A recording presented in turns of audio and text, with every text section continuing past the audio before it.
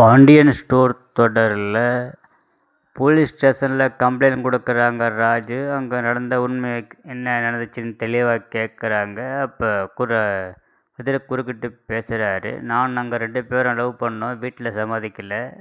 அதனால் திருச்செந்தூரில் போய் கல்யாணம் பண்ணிக்கலான்னு முடிவு பண்ணோம். என் நண்பர் ஒருத்தர் அனுப்பிச்சி விட்டார் ராஜா கூப்பிட்டு வர்றதுக்கு. ஆனால் அவர் அவங்க வீட்டில் இருக்க யாருக்குமே தெரியாமல் நகையை திருட்டு வந்துட்டார்.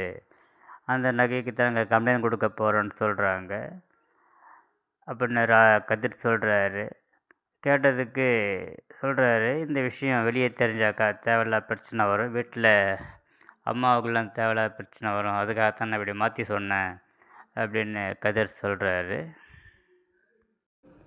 வீட்டில் வந்து கதிரும் ராஜும் பேசிக்கிறாங்க. எங்கே வச்சு பார்த்த அவனன்னு கேட்குறாரு கதிர்.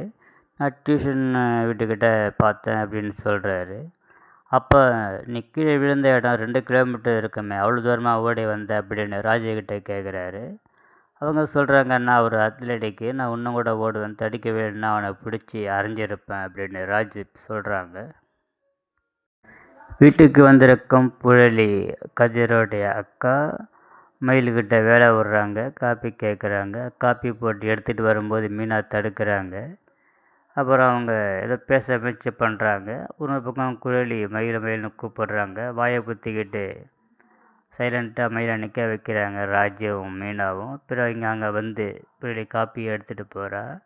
பார்த்தீங்களா, தேவைண்டா வந்து தானே எல்லாரும் போனதுக்கப்புறம் ராஜாவோட அம்மா குமார்கிட்ட கேட்குறாங்க, என்னைக்காவது ஒன்று அவர் பிரித்து பார்த்துருக்குறாரா? உடனே அவர் சொந்த பிள்ளையாக தான் பார்க்குறாரு. நானும் அப்படி தான் பார்க்குறேன். சொல்கிறாங்க, எதுக்கு தேவையில்லாத வேலைலாம் பண்ணுற அப்படின்னு வார்னிங் ராஜு உங்கள் பற்றி ஐக்கியமாகிட்டாச்சு.